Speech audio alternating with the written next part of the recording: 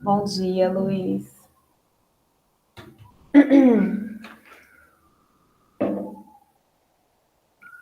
Acho que para mim está gravando aqui, então acho que a gente pode começar. Bem, bom dia a todos. Espero que vocês estejam bem. Então, vamos fazer mais uma aula síncrona de estrutura da matéria. Eu gostaria de começar me desculpando aqueles que apareceram no chat ontem. Eu tive problemas para conseguir me conectar. Não estava com meu computador, tentei fazer só pelo celular e não deu muito certo, tá? Mas fica mantido, tá? O nosso horário de atendimento dessa classe, às quartas-feiras, às 14 horas, e eu vou me programar para não contar com o celular para fazer o chat, para poder sempre fazer no computador e a gente não ter mais problemas, tá bom? Bem, eu tenho uma pauta para discutir com vocês hoje, né? Como eu combinei, a gente sempre vai falar dos testes, do projeto e das dúvidas. Então, a gente vai falar desses assuntos, e aí, à medida que eu for falando desse assunto, vocês vão falando aí comigo se vocês têm algum problema. Só um instante. Eu acho que vocês devem estar vendo a minha tela, né? Vamos lá. Bem, então hoje coloquei tópico 3, mas não é tópico 3, nós estamos no tópico 4. Aqui. Bem, então, nosso encontro hoje é essencialmente para discutir o tópico 4, mas, obviamente, a gente tem que falar algumas coisinhas antes, né? Então, a gente vai falar dos testes, vamos falar dos projetos e das dúvidas que vocês me enviaram essa semana. Então, começando sobre os testes, né? Eu dei uma olhadinha nos resultados dos testes de vocês. Eu notei que, de modo geral, vocês não foram tão mal, né? Na verdade, vocês foram bem. A maior parte dos alunos tiraram entre nota 8 e 9, alguns alunos tiraram nota menor do que isso. A média da turma, ela está maior do que a média geral, então vocês estão na média. Mas apenas um aluno me enviou dúvida a respeito do teste. Então, eu queria saber se todos estão ok com aquilo que erraram, né? Perceberam onde erraram. Lembrem-se que isso é muito importante, porque vocês vão fazer uma prova sobre esse assunto ainda, né? Além do que é importante, se tudo que vocês estão aprendendo na estrutura da matéria vai ser cobrado mais para frente. Quando vocês forem fazer algumas outras matérias mais específicas, o professor vai falar, vocês já viram essa estrutura da matéria, então a gente vai partir desse pressuposto. Então, é muito importante que vocês realmente saiam daqui sem dúvidas, né? Então, apesar da maior parte de vocês terem ido bem no teste, realmente muito importante saber onde errou. E como eu disse, apenas um aluno me enviou dúvida, né? Não tinha entendido onde errou. Eu mandei a resposta por e-mail para esse aluno, mas também não recebi um feedback para saber se o aluno entendeu a resposta. Mas enfim, alguém tem alguma dúvida sobre o teste, a questão que errou, quer conversar sobre isso? Deixa eu ver se alguém está falando no chat, porque vocês são extremamente silenciosos. Não? Tá todo mundo confortável com relação ao teste, então, não tem problemas. Vitória, o que acontece? Os testes, eles são embaralhados, tá? Então, você tem um banco de questões e as questões, elas vão embaralhadas para cada aluno. Então, a questão 4 do seu teste não é igual à questão 4 de nenhum teste, ou de pouquíssimos testes. Então, eu não sei qual é a sua questão 4. Se você puder entrar no Moodle, tirar um print da questão 4 que foi para você e me enviar por e-mail, aí eu posso te ajudar, tá? Porque realmente, deixa eu ver. Só se eu parar a apresentação e te caçar aqui, peraí. Tá, então você tira para mim, porque realmente cada um recebe uma ordem de teste, uma ordem de gabarito, tá? Então, quando vocês tiverem dúvida do teste, vocês têm que mandar para mim qual foi a sua questão, tá bom? Porque realmente vai embaralhado, tá? Então, vocês não fizeram exatamente o mesmo teste, né?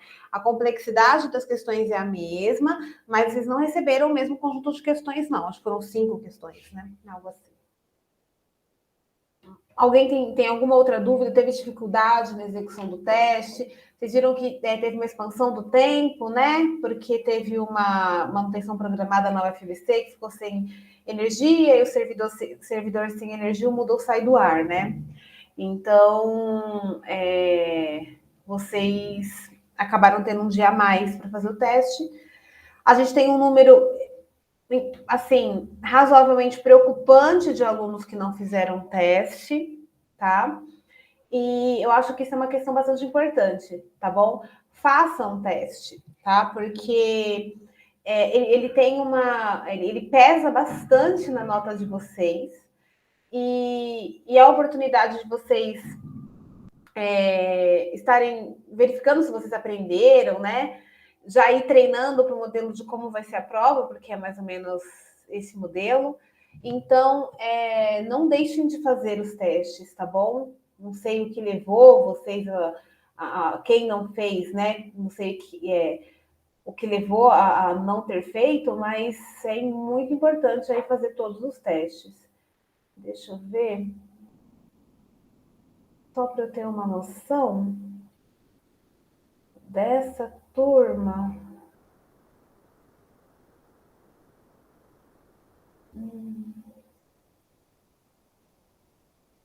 Dessa turma foram 43 pessoas que fizeram o teste. Se eu não me engano, vocês são 45, então não foi ruim, não. Realmente a maior parte de vocês fez o teste. Deixa eu ver. Só uma pessoa não fez o teste. Então, isso é muito bom, na verdade. Não deixem de fazer, tá bom? Os testes. Legal. Então, se não há dúvidas com relação ao teste, eu vou continuar. A Vitória vai mandar para mim por e-mail a dúvida dela, da questão que ela não entendeu o que aconteceu, e aí eu converso com ela por e-mail, então. Certo. Continuando, vamos falar sobre os projetos, tá? Então, vocês já tiveram prazo, foi até sexta-feira, o prazo para definição dos grupos. E eu tenho alguns alunos da turma que ainda estão sem grupo. Então, se a gente observar aqui, deixa eu ver a turma de vocês, dia 6, todos os alunos grifados têm grupo, então eu tenho 1, 2, 3, 4 alunos ainda sem grupo, tá? Então é o seguinte, eu gostaria que esses alunos fossem incluídos em grupos, né? E aí, o que eu pensei em fazer, né? Vocês têm agora o formulário que foi postado na segunda-feira, que é um formulário que contém o tema, que é para vocês indicarem o tema que vocês escolheram. Um tema, tá bom? E aí, na segunda-feira, esse prazo para indicar, né? Se encerra amanhã. Na segunda-feira, eu vou disponibilizar a planilha com os grupos e os temas, tá? E aí, esses 4 alunos que ainda não têm grupo, eu vou dar a opção a eles. Ou eles formam um grupo e escolhem um tema, ou eu vou colocá-los, distribuí-los em grupos já formados em função do tema escolhido, para ver se a pessoa se tem afinidade pelo tema. Tá? Mas é muito importante que esses 4 alunos tenham um grupo, tá? Novamente, a gente conversou bastante sobre isso semana passada. Eu sei que é difícil trabalhar em grupo, especialmente de maneira remota, mas dá para fazer muita coisa sem ser síncrona, tá? Então, independente de vocês terem horários que não batam, dá para fazer por troca por e-mail, troca de e-mail, troca de mensagem. Então, dá para fazer um trabalho em grupo legal, mesmo não fazendo encontros, né, virtuais que seja, com frequência, tá? Então, eu preciso que esses 4 alunos sejam incluídos no grupo, tá bom? Então, todos têm que obrigatoriamente ter um grupo até o dia 8/10, tá? Então, vamos tentar atuar nesse sentido aí. A partir disso, a próxima atividade que vocês vão ter é um rascunho. E o prazo para entregar o rascunho é o dia 15/10. Ou seja, vocês têm 2 semanas para fazer o rascunho. E isso é muito importante porque o rascunho é uma etapa que vai exigir um pouco de pesquisa, na verdade, bastante pesquisa. Eu vou disponibilizar também o formulário do Google Docs na próxima segunda-feira, porque vocês têm até amanhã para definir os temas, né? Na próxima segunda-feira, então, vocês vão ter o formulário do Google Docs para vocês incluírem nele o rascunho. E o que, que vai ser esse rascunho? Vocês vão ter que indicar para mim a mídia que vocês escolheram fazer o projeto. Vai ser um vídeo, vai ser um podcast, vai ser um infográfico, vai ser uma postagem no Instagram, vai ser um podcast. O que, que vai ser? Um mapa mental, uma wiki? O que, que vai ser? Então, vocês têm que indicar para mim qual é a mídia. Depois, a segunda parte, e o que eu acredito que seja o mais complexo, é o resumo e a fundamentação teórica, ou seja, o conteúdo que vocês vão apresentar para mim. Então, isso vai exigir que vocês busquem na literatura, conforme a gente conversou na semana passada, né? Procurem artigos inicialmente para vocês terem uma ideia geral do assunto, e depois vocês podem procurar vídeos e materiais mais dinâmicos na internet para ajudar com a parte gráfica. Mas é importante que vocês busquem uma fonte confiável, como um artigo científico ou um livro, a respeito do conteúdo, tá? Porque muita coisa na internet não tem o conteúdo acurado realmente, tá? Então, esse resumo e fundamentação teórica vai ter que ter toda a parte científica, por assim dizer, do seu projeto. O que, que vocês vão colocar? Né? Então, o resumo, ele deve conter a ideia central do seu projeto. Então, vou dar um exemplo, tá? Vamos supor que eu optei por falar de tensão superficial. Então, no meu resumo, eu vou resumir a parte teórica dessa minha apresentação. Então, o que, que eu posso falar sobre tensão superficial, pensando na construção da questão? A tensão superficial ela está intimamente relacionada a forças intermoleculares. Então, a interação é entre moléculas no estado líquido e a interação diferenciada entre as moléculas no estado líquido e a interface gasosa da atmosfera cria uma região com uma alta coesão das moléculas, o que dá origem à força intermolecular, o que dá origem à área à tensão superficial. Então, isso é resumidamente a ideia, tá? Mas aí eu tenho que desenvolver. Então, comecei falando no resumo que a tensão superficial está relacionada a forças intermoleculares. Então, a primeira coisa que eu preciso falar é o que, que são forças intermoleculares, que tipos de forças intermoleculares existem, né? Como elas atuam, que tipo de molécula faz cada tipo de força intermolecular.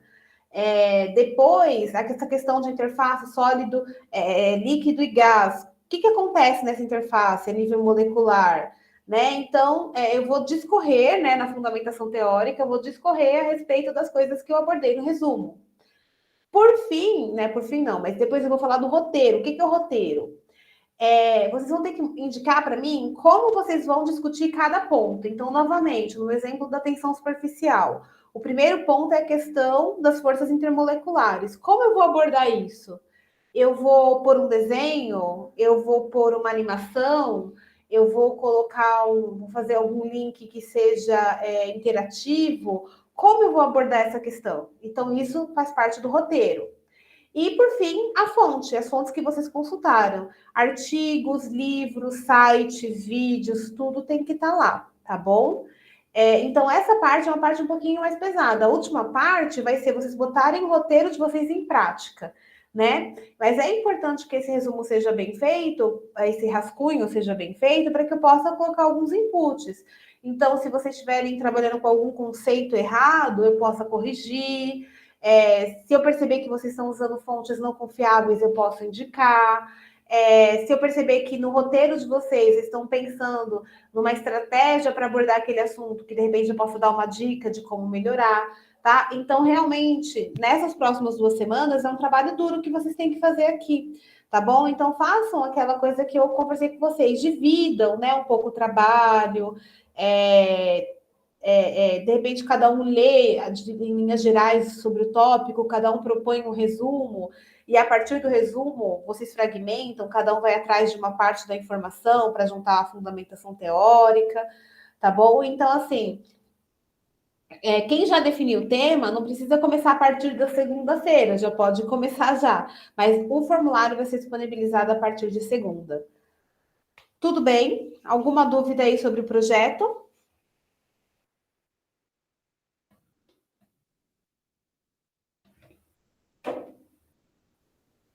Não, professora, tudo certo. Oi, Tiago. Não, tudo bem? Obrigada.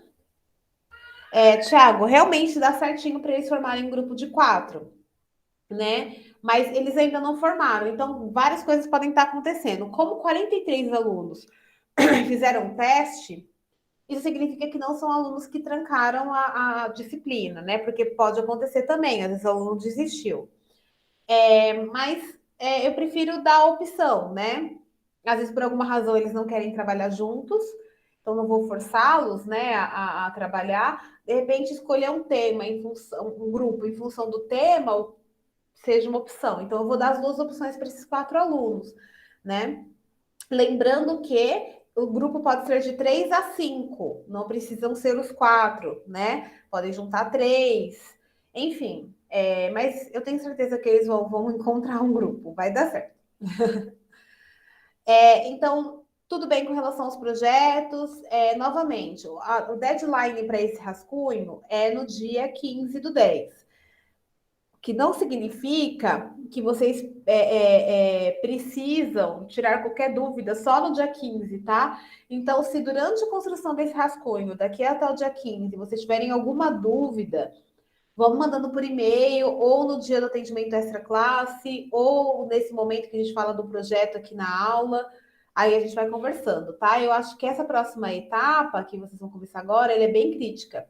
Então, levem isso com bastante seriedade, tá? Hum. Se não tiverem mais dúvidas a respeito do projeto e do. Só um instante. Ah,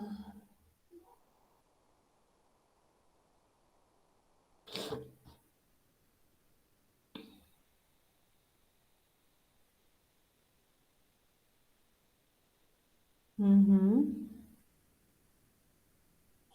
Tá, desculpa. É que a gente tem um grupo dos professores de estrutura da matéria e um professor levantou uma questão importante aqui.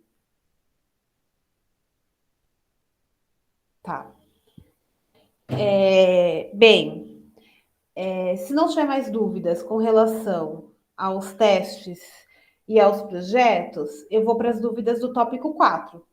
Tudo bem? Só um aluno me enviou dúvidas a respeito do tópico 4, então eu vou resolver essas dúvidas que foram enviadas, e aí outras eventuais dúvidas a gente vai conversando depois, tá?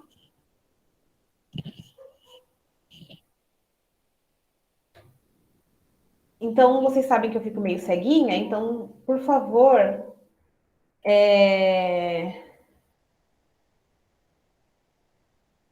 eu concordo.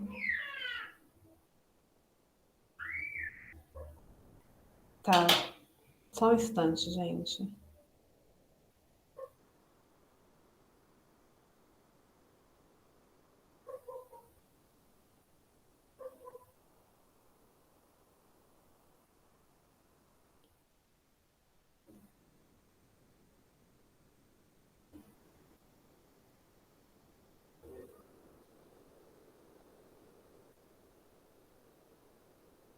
Tá.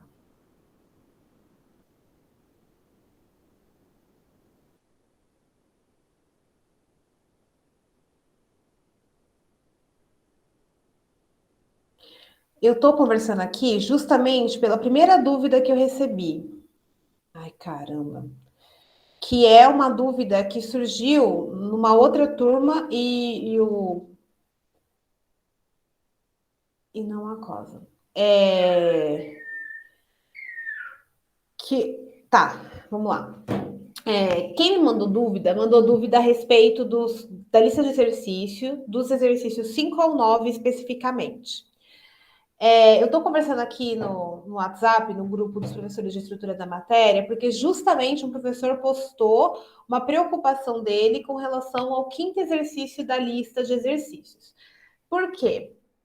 O quinto exercício da lista de exercícios é esse daí, ó.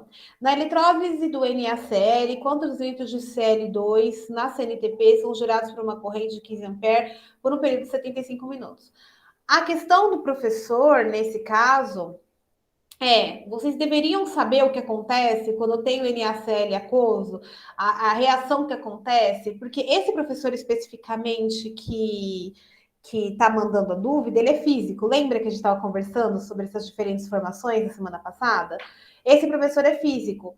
Então, para ele que é físico, não é trivial as reações que acontecem a partir da eletrólise aquosa do NaCl. Nós temos o acesso a um gabarito, né? Então, todas as listas, elas têm um gabarito. A gente sempre confere o gabarito. E ontem, né? Infelizmente, eu só consegui pegar para fazer isso ontem. Eu estava trabalhando na resolução dos exercícios que esse aluno me pediu para tirar dúvida. E eu notei que o gabarito que está disponível para os professores está errado.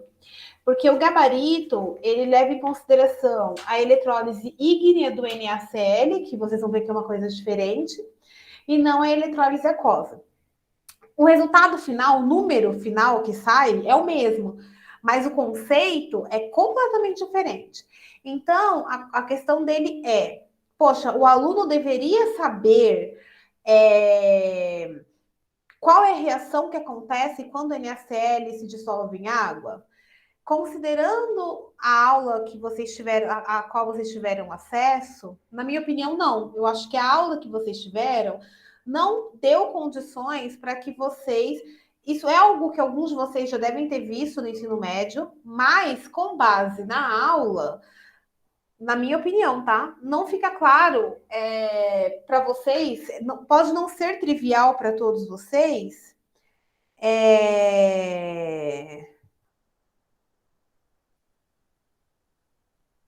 Não seria trivial para vocês entenderem o que acontece quando o NaCl é dissolvido em água e quando esse processo é submetido a uma eletrólise.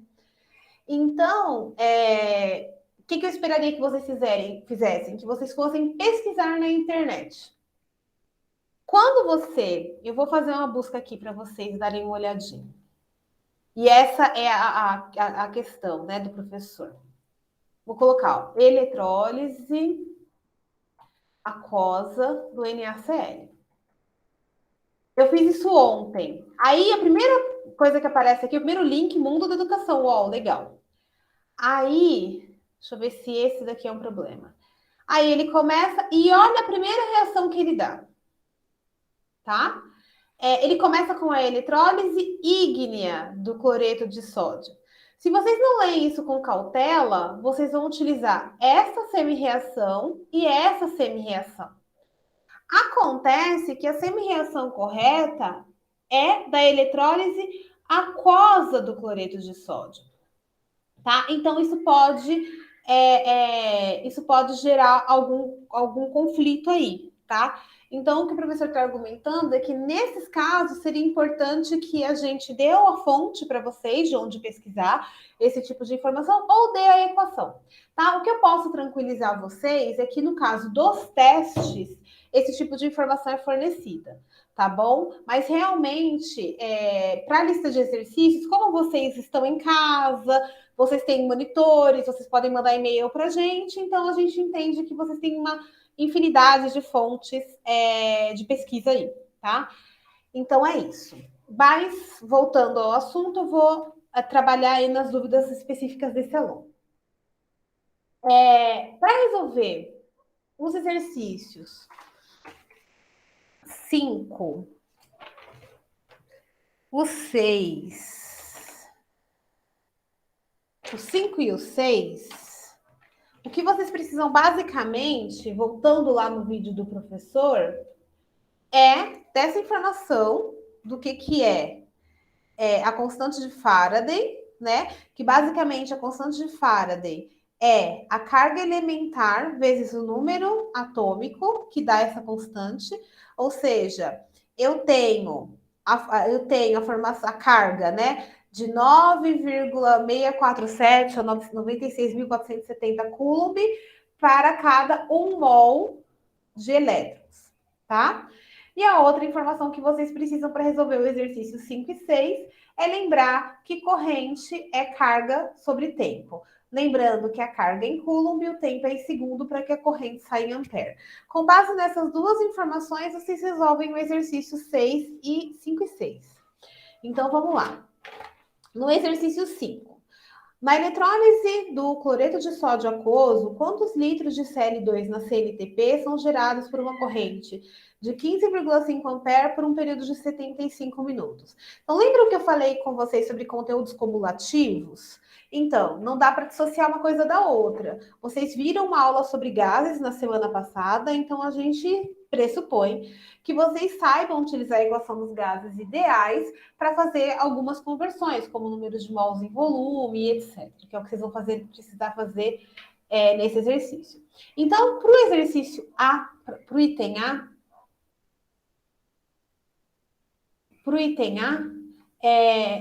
o primeiro passo que vocês precisam é entender o que acontece na eletrólise aquosa do cloreto de sódio.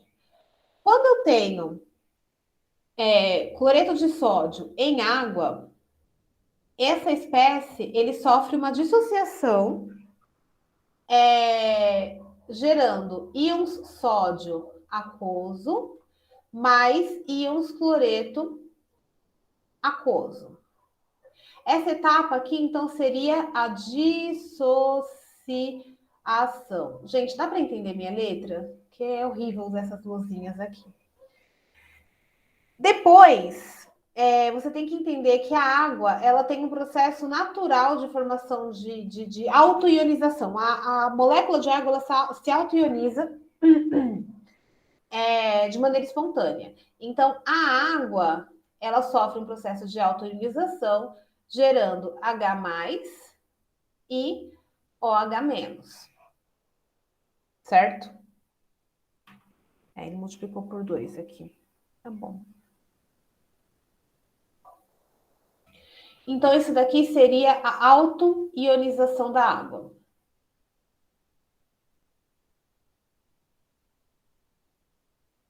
Outro processo, então isso daqui está acontecendo somente no momento em que eu pego e dissolvo o cloreto de sódio em água, tá bom? Quando eu pego essa mistura aqui e submeto a uma eletrólise, o que vai acontecer é que vai acontecer uma reação no cátodo e no ânodo. No cátodo, sempre acontece o processo de redução. Quem vai reduzir aqui, no caso, e aí, essa é uma coisa interessante, tá? Novamente, como é que você vai saber quem vai reduzir e quem vai oxidar, né? Eu concordo com o professor Javier que talvez não seja tão trivial. A reação que acontece no cátodo é a reação de redução. E quem vai sofrer essa redução é o H+, esse cara aqui, tá? Então, vamos lá. Vamos à internet de novo. Tá. Eu vou procurar uma coisa chamada série eletroquímica. Nessa figurinha aqui, tá boa para mim. A série eletroquímica, eu queria que abrisse grande assim, sabe? Vocês acham série eletroquímica naquele livro do Atkins também, tá? Se vocês quiserem entrar na minha biblioteca, você encontra lá. A série eletroquímica, ela mostra a reação de redução de vários íons, tá bom? Então, uma série eletroquímica sempre mostra o potencial de redução, sempre coloca a reação no sentido da redução, tá? Então, como é que vai acontecer? Se eu tenho duas espécies no meio, quem vai sofrer redução é aquela que tiver o maior potencial para sofrer redução. Quando eu pego na nossa questão, quem é que poderia sofrer redução aqui? Ou seja, quem poderia receber elétrons? Seria o sódio ou o próton, certo? Então, vamos dar uma olhada no sódio e no próton. Quando você pega aqui o próton, você vê que o potencial de redução dele é 0. Isso daí é uma arbitrariedade, tá? Ou seja, o pessoal falou, ó, a reação de redução do hidrogênio tem potencial 0. E agora a gente mede todos os outros potenciais em função desse valor que a gente estipulou como 0, tá? Vamos caçar o sódio aqui na brincadeira. Olha onde está o sódio. O sódio está aqui, com potencial de menos 271 volts. O que significa? Significa que quando eu tiver na brincadeira sódio e próton, Quem vai sofrer redução é o próton, porque o próton tem mais vontade de reduzir do que o sódio. Porque zero é um número maior do que menos 2,71. Tá? Então, é por essa razão que o próton sofre a redução e não o sódio. No caso da eletrólise ígnea, que é aquela que eu mostrei lá naquele site do Mundo da Educação, na eletrólise ígnea, basicamente o que você faz é pegar cloreto de sódio e fundir o cloreto de sódio e aí fazer a eletrólise. Se eu estou falando de cloreto de sódio fundido, eu não tenho água no sistema. Então não existe essa competição entre íon sódio e prótons. Aí o sódio sofre redução, porque não tem ninguém lá no meio que tenha um potencial de redução maior do que ele, tá bom? Então, por essa razão, se vocês tiverem alguma dúvida aí com relação a essas coisas todas que eu tô falando, vocês me avisem, tá? Mas vocês precisam falar, porque eu não consigo ver o chat agora. Então, quem vai sofrer a reação de redução no cátodo é o H+. Então, eu vou ter H+, mais elétrons, formando H2, tá? Então, a gente precisa balancear essa reação. Então, eu tenho um próton entrando, dois hidrogênios saindo. Então, preciso colocar 2 hidrogênios. Como isso aqui é eletricamente neutro, eu preciso de 2 elétrons, tá bom? E no ânodo? No ânodo, a gente tem a reação de oxidação, ou seja, alguém vai perder elétrons. Quem vai perder elétrons? O cloreto ou o OH-? A gente vai de novo naquela nossa tabelinha com potenciais de redução. Ué, mas não é uma reação do ânodo? No ânodo acontece a oxidação e não a redução. E todos os potenciais que eu estou vendo nessa tabela são potenciais padrão de redução. Então agora a gente tem que olhar essa tabela invertida, tá? A gente tem que procurar semi-reações, lembrando que, no caso, o nosso reagente agora é o produto dessas reações que estão mostradas aqui na tabela. Estou apontando como se vocês estivessem vendo o meu ponto de vista. Então, agora, a ideia é o contrário. Quando a gente estava pensando na reação do cátodo, a gente via que quem ia sofrer redução é aquele cara que tem o maior potencial de sofrer redução. Agora, quem vai sofrer oxidação é o cara que tem o menor potencial de sofrer redução, tá? Então, vamos lá. As espécies possíveis são cloreto. Então, vamos procurar o cloreto, se ele está nessa tabela. Aqui, ó. Tá vendo o cloreto? Lembra que agora eu estou analisando do contrário, né? A reação do cloreto. Então, o cloreto tem esse potencial aqui de redução, tá? E a outra espécie é o OH-. Aqui, ó. OH-, formando... não sei se é essa reação.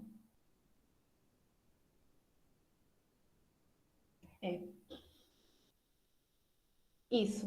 Eu tenho OH-, que vai dar origem à água, mas aí eu tô falando de meio básico, né? Não tô, eu não tenho a reação neutra.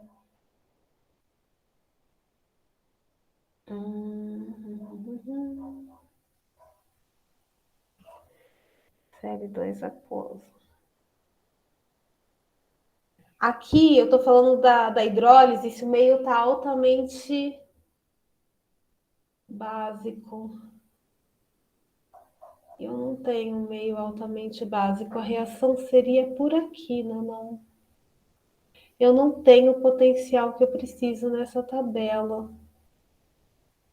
Existem várias reações, porque aqui eu estou falando de uma reação de 4 elétrons, né?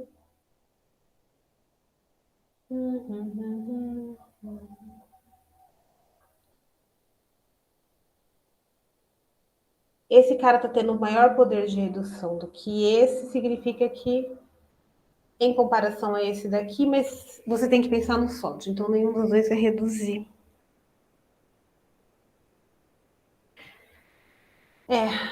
Pensar que o contrário não vai funcionar, porque a ideia é que quem sofre é que essa tabela ela não está mostrando o potencial correto. Deixa eu ver se eu acho uma tabela com potencial correto aqui.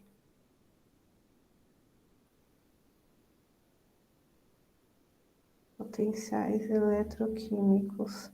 Talvez seja até bom a gente olhar no Atkins.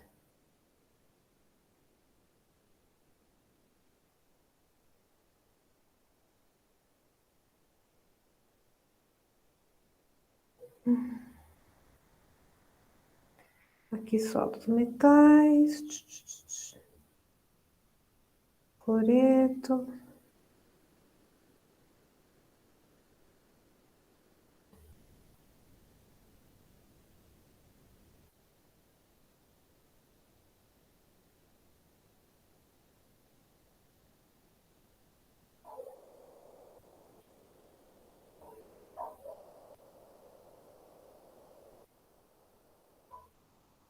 Mas é isso mesmo.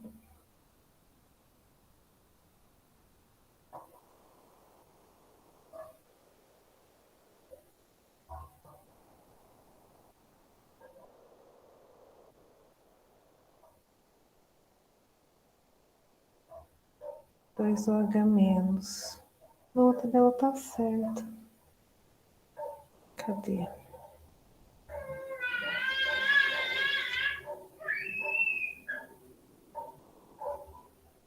O O2, ele faz tanta reação.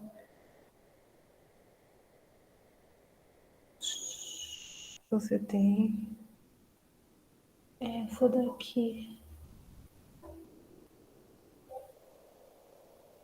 A reação que eu preciso.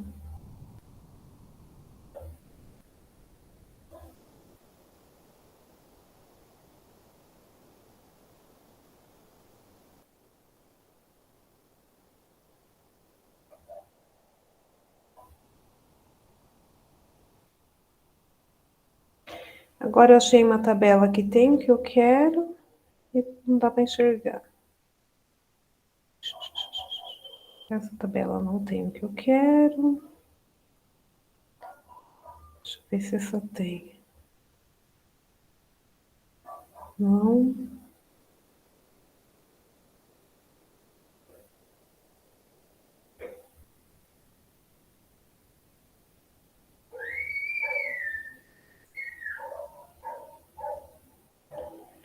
Um 1,23, é isso mesmo. É essa reação.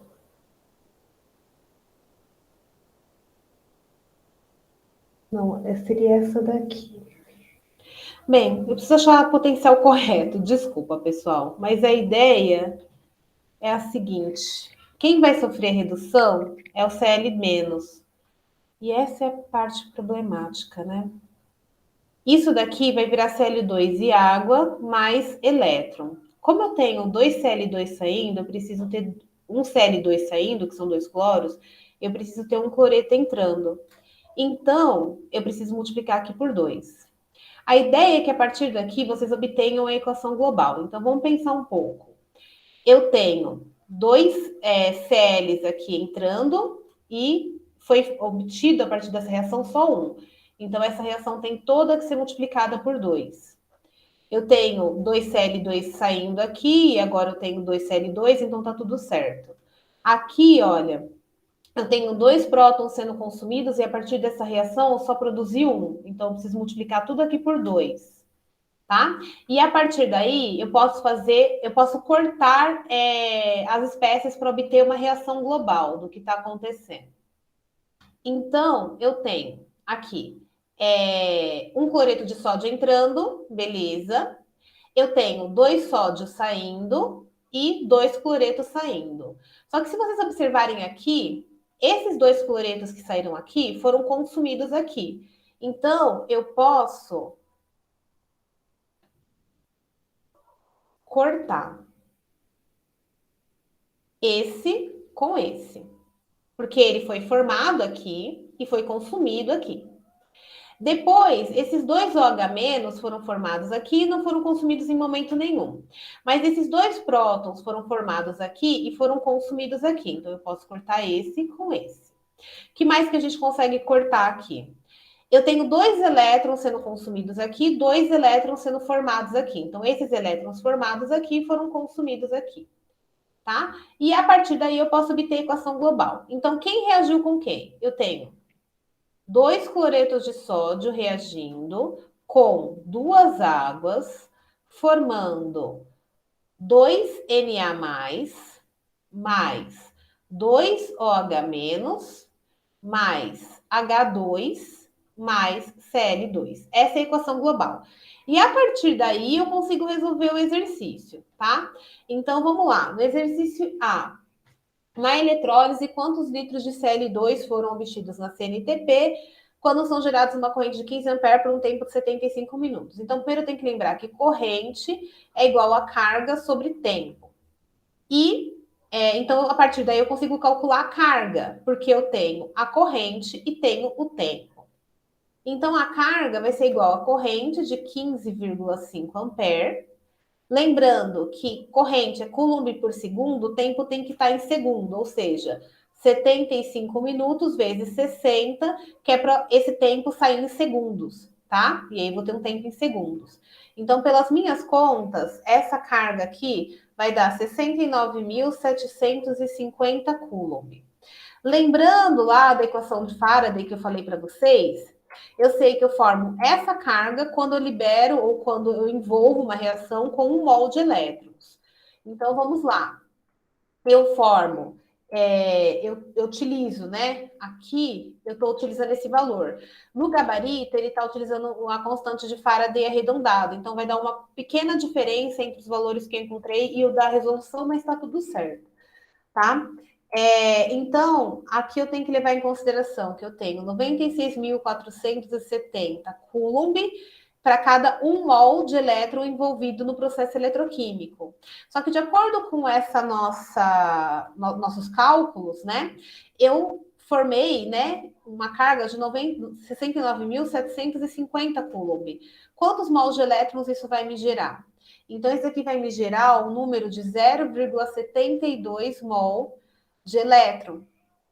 Só que se a gente observar essa reação aqui, de acordo com essa reação aqui, cada 2 mols de elétron geram 1 mol de gás, ou seja, eu envolvo na reação 2 mols de elétron para formar 1 mol de Cl2. Logo, esse 0,72 mols de elétron que eu calculei aqui dão origem à metade, para mim é tudo x, tá? Eu não troco o nome da variável, não. Aí isso daqui vai me dar um x igual a 0,36 mol de Cl2, certo? Eu vou colocar uma outra página só para eu continuar aqui o exercício. Então, eu encontrei, né, o número de mols de Cl2 que foi gerado durante o processo eletroquímico, tá? Agora, eu preciso determinar quanto isso é em volume, porque é o que ele pede no enunciado. Então, eu vou para o PV igual a nRT. Ou eu posso pensar no seguinte, ele está falando que esse volume de gás foi formado na CNTP. Acho que dá para colocar aqui no cantinho. Então, eu sei que na CNTP, 1 mol de qualquer gás, ele tem 22,4 litros. E agora eu sei que eu formei 0,36 mols de Cl2. Isso me dá um X de novo, mais um X. Um total de 8,06 litros de Cl2. Ok? Eu só não estou feliz com a história do potencial do OH- e do Cl2. Mas deu para compreender a linha de raciocínio aqui? Deu sim. Ok. Ô, professora, licença. Tá. O que você não... O que Valeu, não Ana ficou Beatriz. legal que Vamos você pro procurou? próximo. O B... Não. O exercício B, ele diz o seguinte... Qual a quantidade de matéria de cloreto de hidróxido de amônio formado? E por isso que é importante vocês utilizarem a equação certa. Porque agora vocês sabem que forma hidróxido de sódio porque sobra isso daqui, ó. Sódio mais hidróxido dá hidróxido de sódio, tá? E eu também sei que para cada... Eu sei a quantidade de...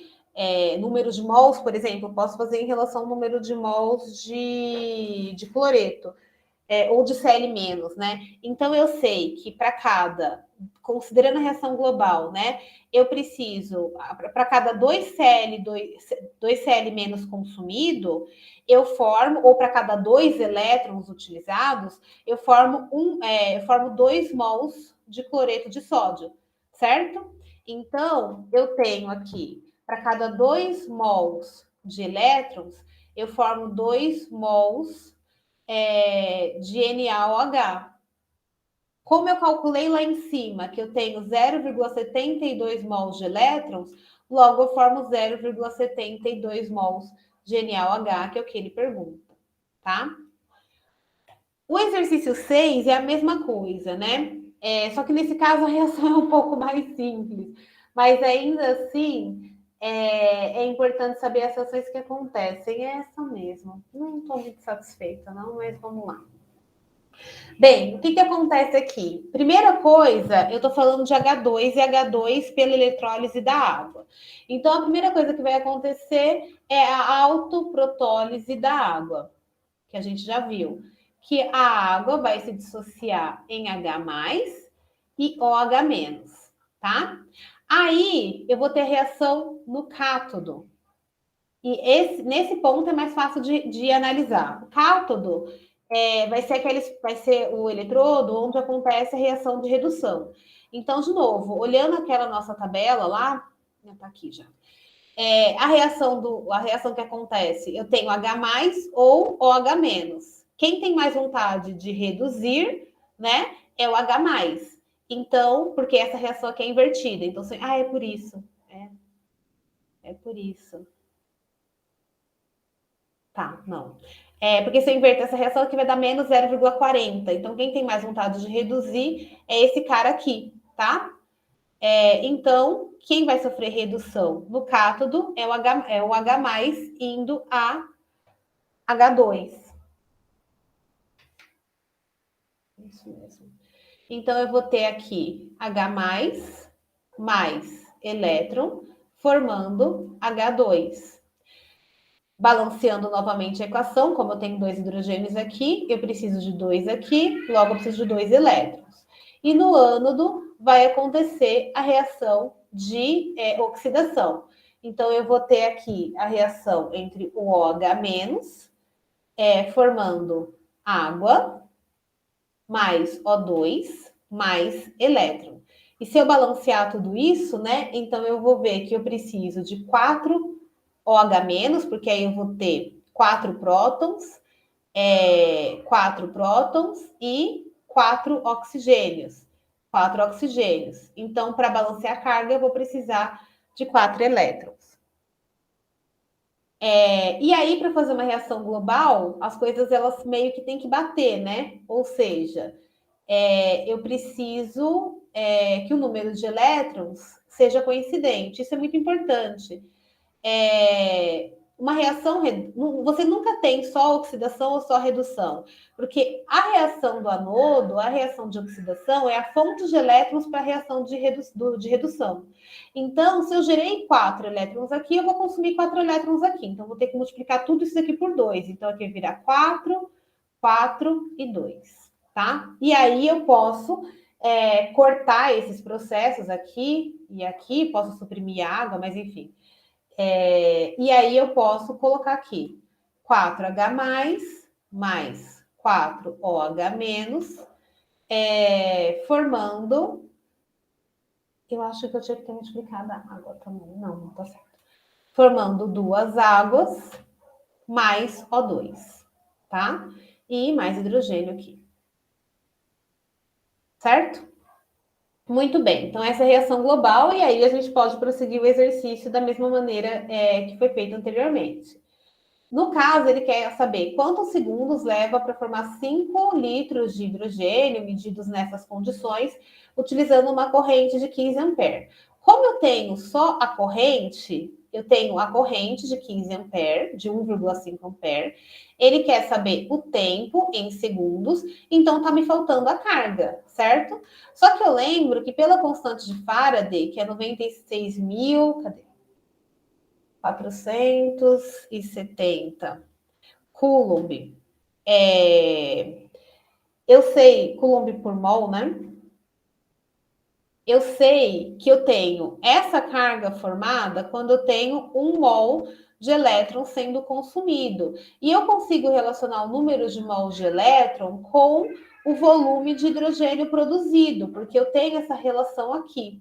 Então, se eu determinar o número de mols de hidrogênio produzido, eu consigo determinar o número de mols de elétron e pela relação da constante de Faraday, eu consigo achar a carga. Então, vamos fazer isso, tá? Então, eu tenho que PV é igual a nRT, eu tenho a pressão, que é 725 torr, eu tenho volume de 5 litros, eu consigo calcular o número de mols, tenho que usar a constante dos gases correta, eu vou usar essa daqui, porque essa daqui me dá a pressão em torr, que é o que eu tenho, o volume em litros, só que a temperatura é sempre em Kelvin.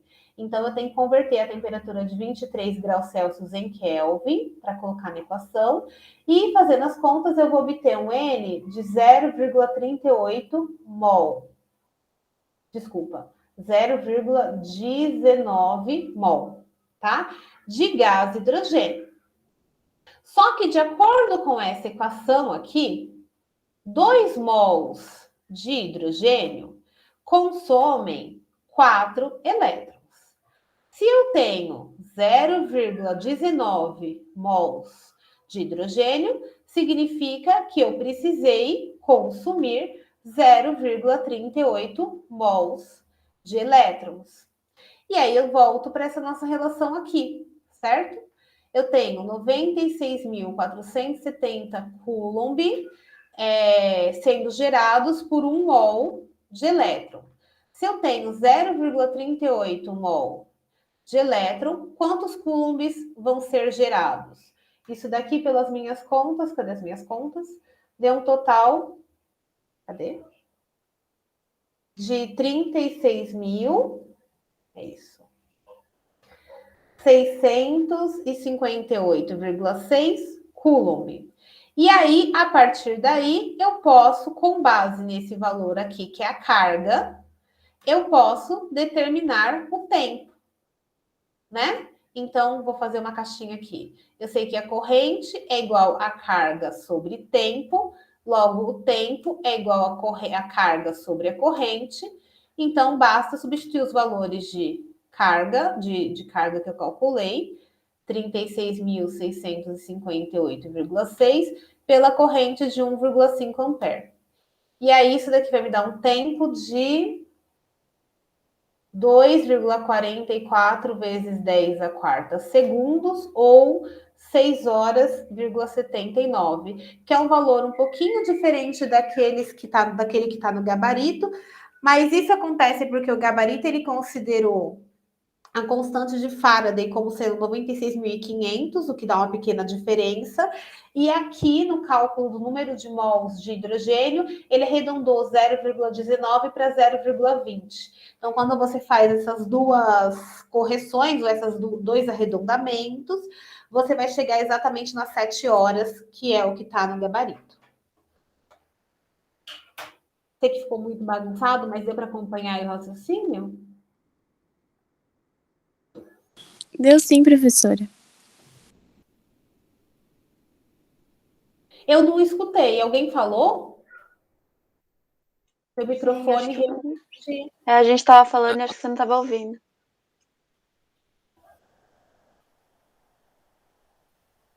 Quem falou? Porque realmente... Eu fiquei com dúvida, professora, no Ué, que você peraí. achou ruim. Eu acho que ela ainda não está escutando. Alguém fala, por favor. Oi. Eu não tô ouvindo vocês. Agora sim, alguém fala. Teste. Tá ouvindo? Agora sim, quem falou comigo? Eu fiquei com dúvida no que você achou ruim da tabela, professora. Eu não entendi direito. Aquela tabela dos potenciais? Isso. Então, é por causa da... Deixa eu resolver o 6B e aí a gente volta, porque eu preciso pensar um pouco, tá bom? Tá bom. Depois eu tenho uma outra dúvida. Essa é mais simples, professora. Na prova, se a gente usar a equação errada, se, por exemplo, se não fosse dado a equação e a gente usasse a errada e chegasse no valor certo, seria considerado? Porque nas duas questões eu usei a equação errada e cheguei no valor correto. Então, depende. Se for um teste, não tem como a gente saber. Se for uma questão dissertativa, que você tem que mandar foto da resolução, aí é complicado, porque realmente, nesse caso, a gente teria que dar a equação para você. Beleza?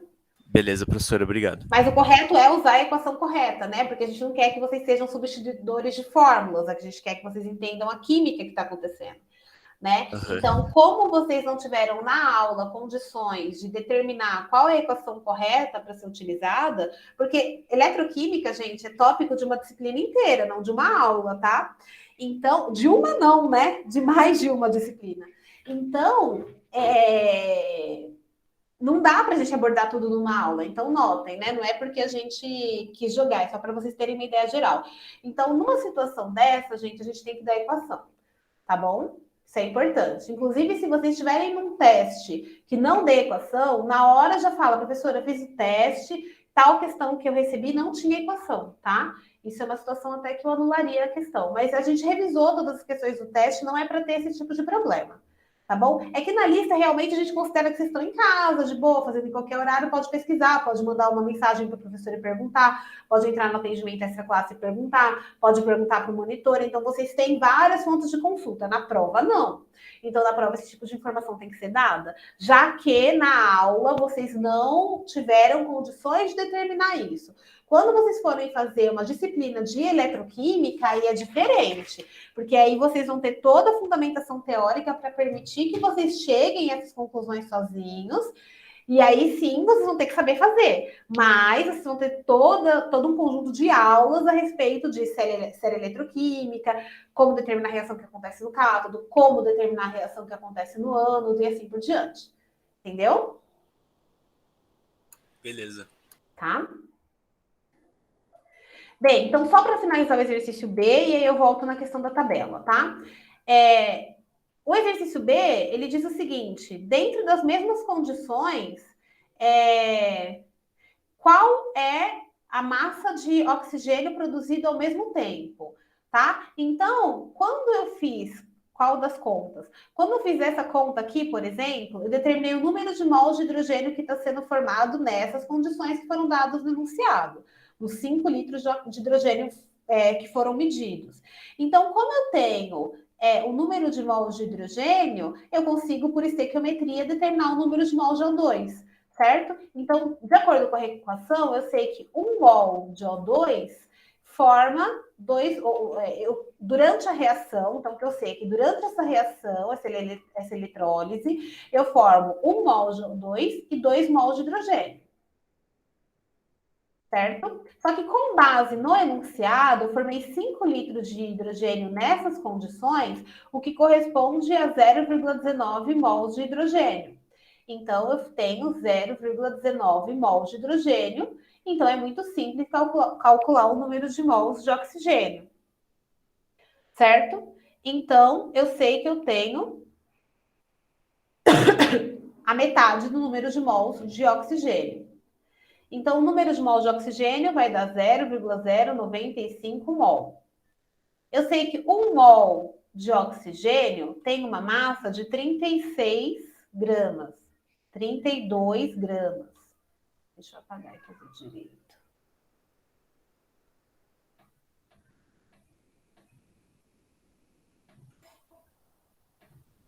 Tem 32 gramas.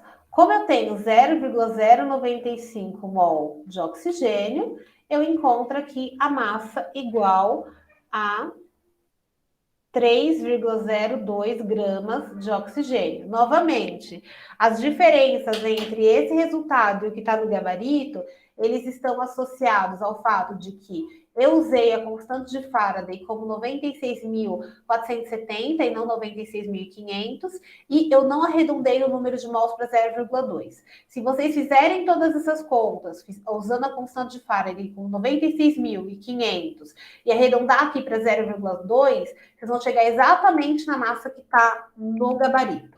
Numa questão dissertativa, dissertativa, eu consideraria as duas respostas. Numa questão dissertativa, a constante de Faraday teria que ser dada, o que reduziria a diferença entre o seu resultado e o gabarito, caso vocês não tivessem arredondado aqui, E aí é fácil por associação. A gente não vai colocar ali nas alternativas, né? Eu jamais colocaria assim, resposta certa 3,02 gramas e as erradas como sendo 3,03, 3,04, 3,05. Óbvio que não. Os valores vão ser muito discrepantes e aí vai ser fácil você identificar aí pelo arredondamento qual é a resposta certa. Tudo bem?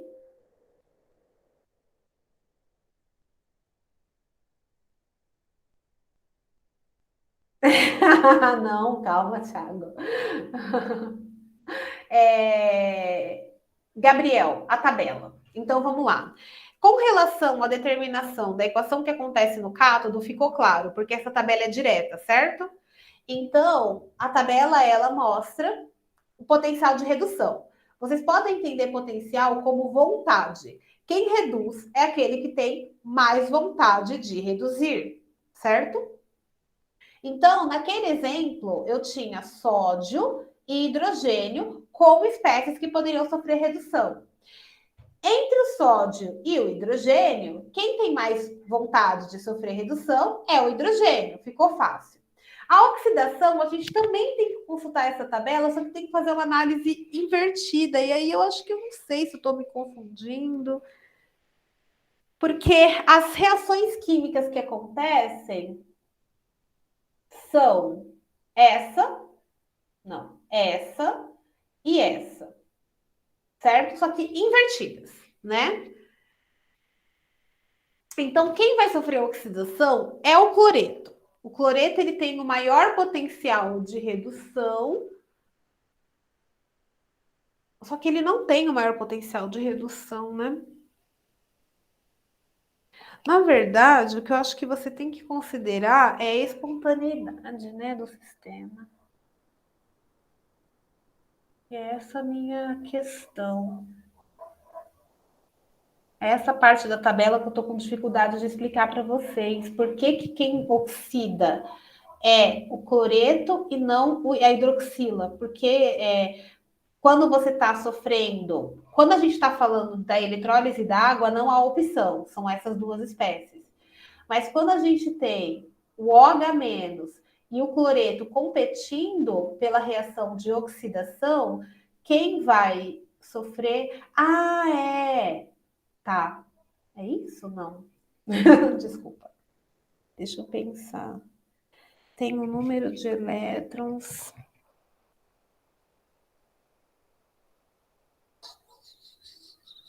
Acho que a gente tem que pensar na espontaneidade. Acho que o buraquinho é mais um pouco embaixo.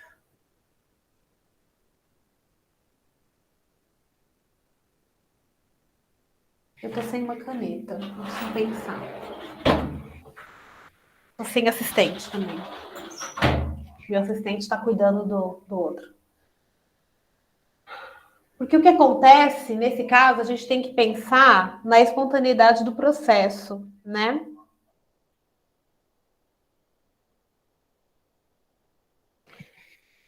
O potencial vai ser multiplicado e aí ele vai ficar com menos. Eu preciso pensar em como explicar para vocês por que é o Cl- e não o O2 que vai ser formado, Cl2 e não o O2 que vai ser formado aqui. Tá? Mas realmente eu preciso de um tempo aí. Posso seguir em frente e continuar pensando sobre isso e a gente volta? Tranquilo, professora. Tá bom. Bem, o outro exercício 7 é um exercício teórico, né? Então vocês podem encontrar essas questões no próprio videoaula, por exemplo, né? Então, o exercício 7 dizia a contribuição para a ciência de cada um dos seguintes cientistas, do Faraday, do Dalton, do Thomson e do Millikan. Então, Faraday, ele basicamente descobre as leis da eletrólise e ele vai além disso, tá, gente? O Faraday, ele foi o cientista que deu a maior parte dos nomes que a gente conhece hoje, cátodo, ânodo, oxidação, redução, íon.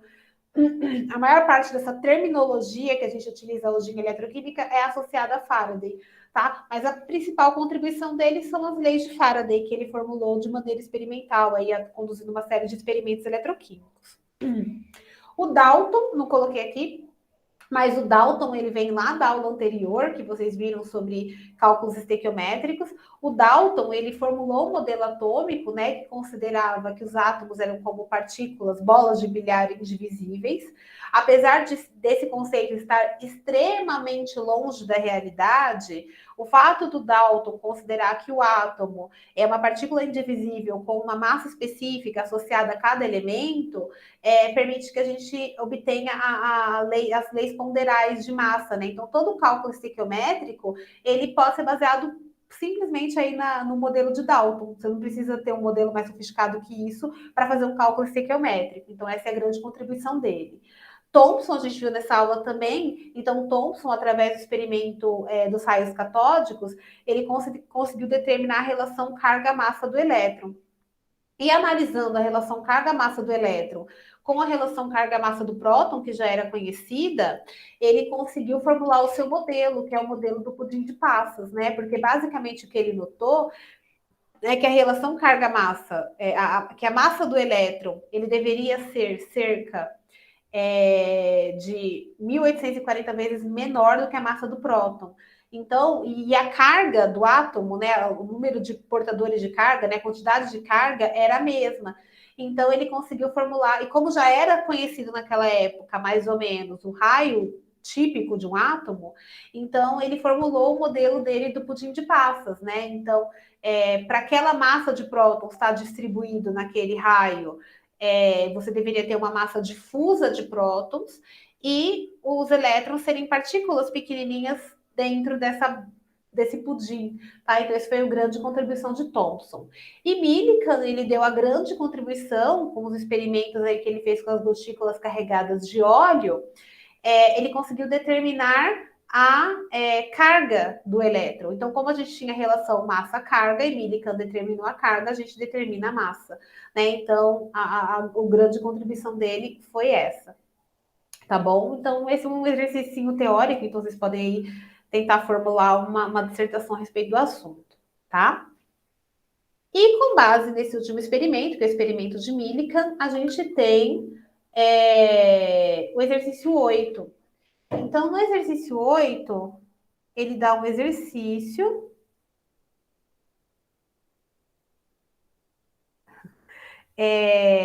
A gente ainda está no debate da questão 5.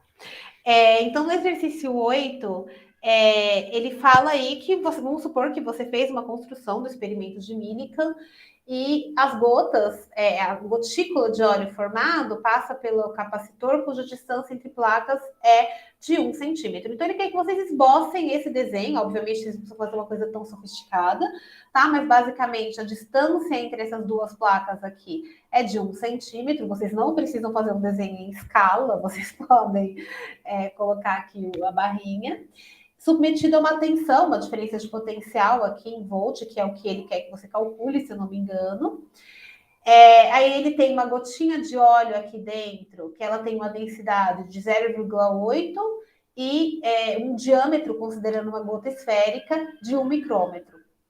Então, ele quer basicamente que vocês façam um desenho como esse, tá? Não precisa ser tão bonito, né? Basta você representar aqui as duas placas, a diferença de potencial e a gotinha. Então, isso daqui, esse miolinho, para mim seria suficiente, tá?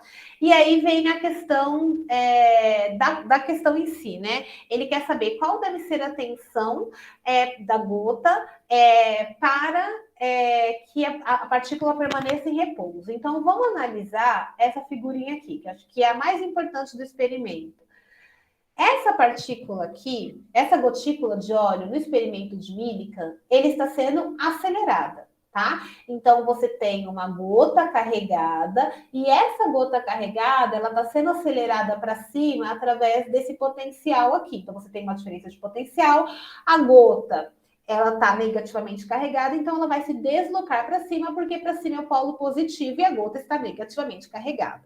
O que ele faz para deduzir, né, e para equalizar todas essas forças aqui, é considerar a velocidade terminal, ou seja, A gotícula ela não vai ser acelerada, ela não vai acelerar infinitamente. Ela vai acelerar um tanto até que o potencial aplicado pare de acelerar ela e ela vai continuar se movendo com velocidade constante, que é a chamada de velocidade terminal. E aí é por essa razão que ele utiliza todas essas equações aqui. Então você tem uma força peso para baixo da gravidade, uma força, uma velocidade para cima que está relacionado com o campo elétrico aplicado, e uma força aí de resistência, né, que ele chama de força relacionada à densidade, né, do meio, a viscosidade do ar, puxando para baixo, ou seja, tem uma força acelerando a gotícula para cima e a resistência do ar puxando isso para baixo. E tudo isso está relacionado com essa força, né? Que está relacionada à massa vezes a aceleração, que resulta da aceleração da partícula. Beleza.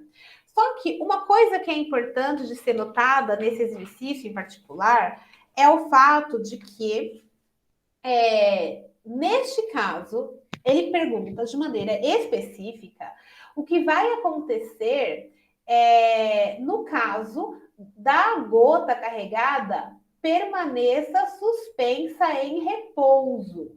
Se ela está suspensa em repouso, significa que não há velocidade, não tem uma aceleração para cima ali, tá? Então, basicamente, eu não tenho a aceleração para cima e eu não tenho a força contrária, a aceleração aqui. O que me sobra é a carga e a gravidade, só isso. Então, para que ela permaneça em repouso, eu preciso que a gravidade, eu preciso aplicar um potencial para cima que compense a gravidade que está apontando para baixo. Ou seja, eu preciso de QE é igual a mg. É só isso que eu preciso, tá? E aí, eu consigo relacionar QE com o campo. Então, eu consigo, né? Lembrando, né? Então, eu coloquei aqui? Não, então vamos lá.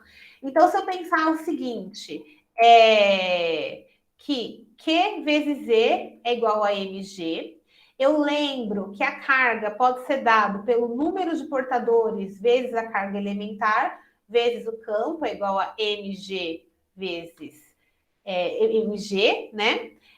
Aí eu posso isolar o campo, porque a partir do campo eu consigo obter a diferença de potencial ou a tensão, que é o que eu perguntei aqui, né? Qual deve ser a tensão? Então, preciso calcular a tensão, eu posso calcular a partir daqui.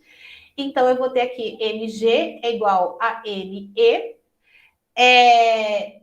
E aí eu sei a aceleração da gravidade.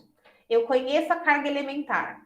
Eu sei que a carga, né, esse N, esse número de portadores de carga, é 2, porque ele fala aí, ó. Suponha que a gota de óleo tenha essa densidade e que esteja carregada com 2 elétrons excedentes. Então, eu sei que esse N é igual a 2. O que eu não conheço disso tudo? Eu não conheço a massa. Então, a massa é aquilo que eu preciso calcular. Porém, ele me deu a densidade do óleo e o raio da gota. Considerando uma gota esférica, eu consigo determinar a massa, certo? Por quê? Porque eu sei que o volume de uma esfera é igual a πr, 4/3 de πr ao cubo, certo? Então, com base nisso, eu consigo determinar o volume da gota. Se eu transformar esse raio... detalhe, ele me deu o diâmetro, né? Então, eu preciso converter diâmetro em raio, só dividir por 2. E eu quero esse volume em metro cúbico, eu preciso que ele seja em metro cúbico, porque eu preciso, para essa equação, que a massa esteja em quilos.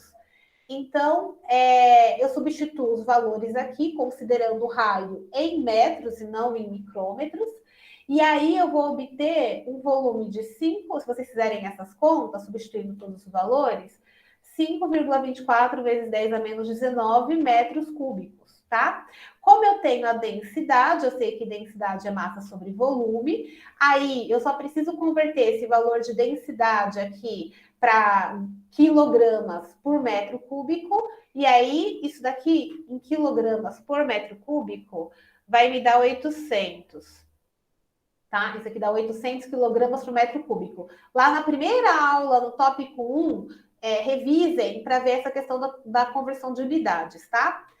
E aí, substituindo os valores aqui, eu vou encontrar que a massa é de 4,19 vezes 10 a menos 16 quilogramas de óleo. Então, pronto, agora eu tenho todas as informações. Eu tenho a massa, tenho a aceleração da gravidade, tenho o número de elétrons e a carga elementar. Se eu substituir todos esses valores, eu vou chegar em 1,28 vezes 10 a quarta volt por metro. Só que eu não quero volt por metro, eu quero a diferença de potencial. Eu sei que a diferença de potencial nada mais é do que esse campo que eu calculei, vezes a distância D entre as placas, que ele deu no enunciado, né? A distância D entre as placas é de 1 centímetro, que eu vou converter em metro também, tá? E aí eu vou achar um ΔV substituindo os valores novamente, né? Eu vou achar um ΔV de 128 volts. Ou seja, eu tenho que aplicar uma diferença de potencial de 128 volts para que o campo elétrico apontando para cima compense a gravidade apontando para baixo, mantendo a gota em repouso. Tudo bem? Não é um exercício trivial, não.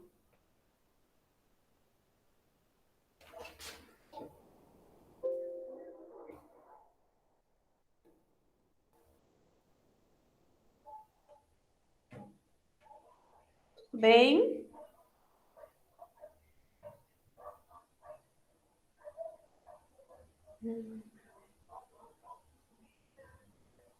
Também tá. Beleza, pessoal?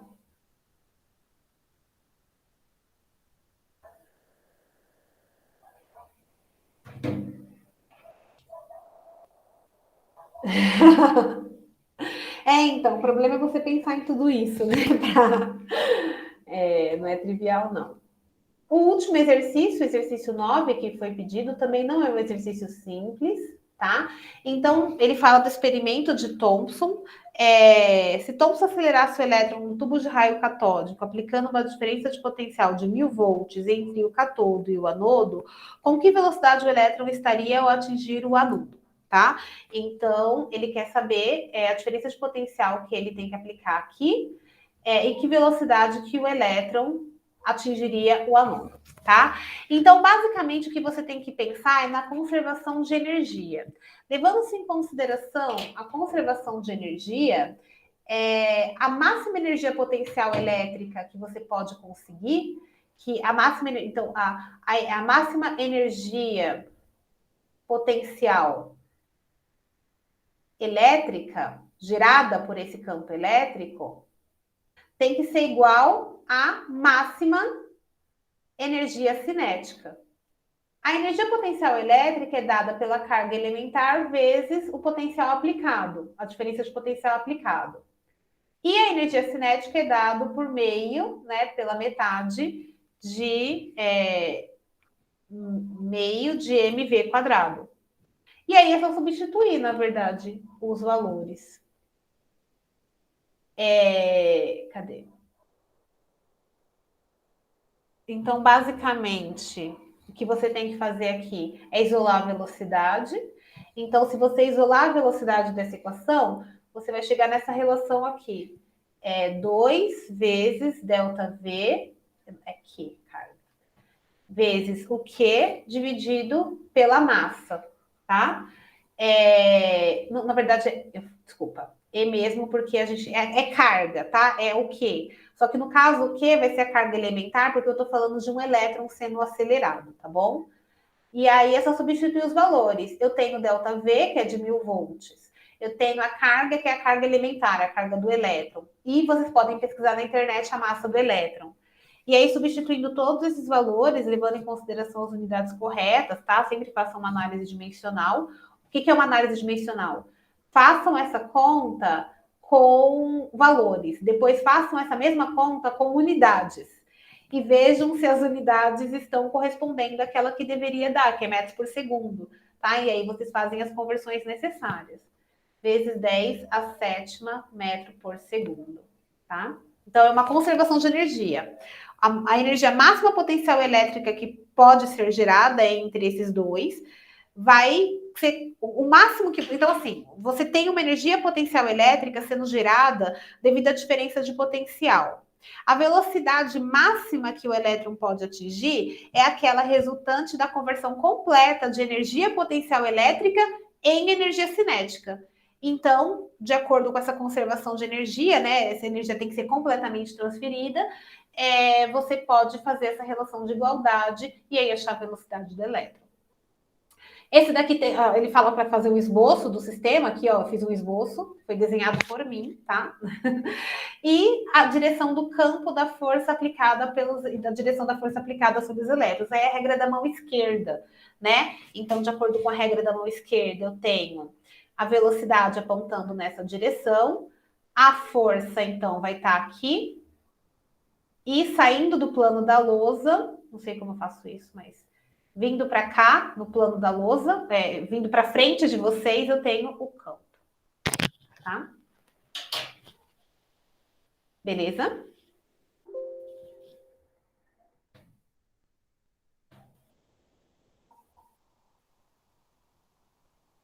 Isso. Isso mesmo, Thiago. É a carga vezes o ΔV, vezes a diferença de potencial. É a energia potencial elétrica, tá? É uma das maneiras de escrever a equação, tá? E aí, como eu tô falando... Não, ó, desculpa, não foi o que eu escrevi, não. Deixa eu... Peraí, você escreveu uma coisa e faz sentido porque ele não vai me deixar apagar agora. Ah, eu apago tudo ou nada, tá? Então vamos lá. Que eu escrevi, que eu deveria ter escrito, é o seguinte: carga vezes ΔV é igual a meio de mv quadrado. Como eu estou falando de um elétron, a carga é a mesma, é a carga elementar, tá? Um elétron, a carga de um elétron é a carga elementar, tá? Então, não é EQV, não, tá? Então, esquece essa relação. Então, é carga vezes ΔV, e nesse caso, como eu estou falando de um elétron, a carga é o E, que é a carga elementar. Aí você rearranja essa equação para chegar aqui, tá? Então, vou fazer de novo aqui. V é igual a raiz quadrada de 2 ΔV vezes E dividido por M. E por que eu coloquei E aqui? Novamente, porque a carga, neste caso, é a carga elementar, que é a carga do elétron. Tá bom? Opa. Ok. Ah, que bom. Então, as dúvidas que eu recebi foram desses exercícios e eu ainda estou pensando a respeito da questão do potencial.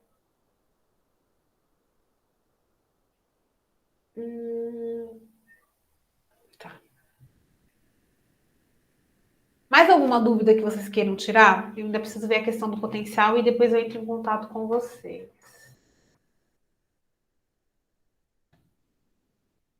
Alguém quer falar mais alguma coisa? Aquela questão do potencial da reação do anodo, eu vou pensar um pouco e vou elaborar uma resposta para vocês. E aí eu ponho mais tarde lá no Siga. Ah, é? Liberaram? Não sabia, não. Se liberaram, eu libero também. Eu tenho esse gabarito. Deixa eu ver.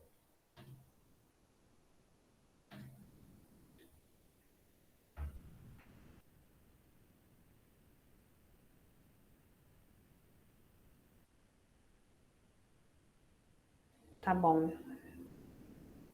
Eu vou. Eu acho que eu não consigo fazer isso que eu quero fazer. Deixa eu ver se dá para fazer o que eu quero fazer. Não. Eu tenho, então vou passar, mas eu coloco no Siga para vocês.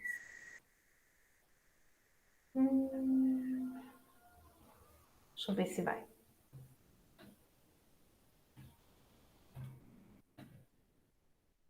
Aí, foi.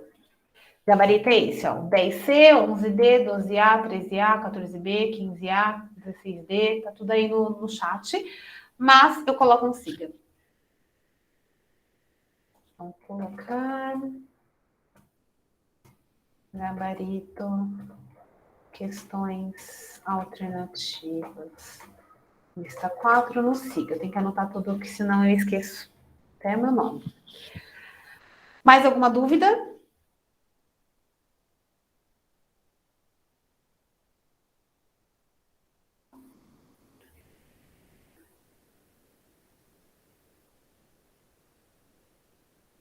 Isso, exatamente. Só que o que acontece? O trabalho da força elétrica vai ser todo convertido em energia cinética.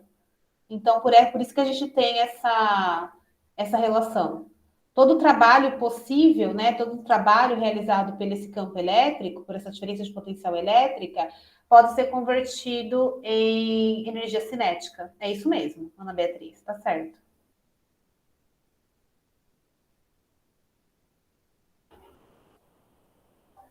Tudo bem?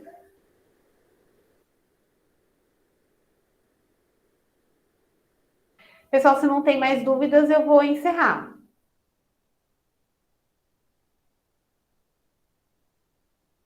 Ok, então vou encerrar a gravação. Vou atrás daquela informação do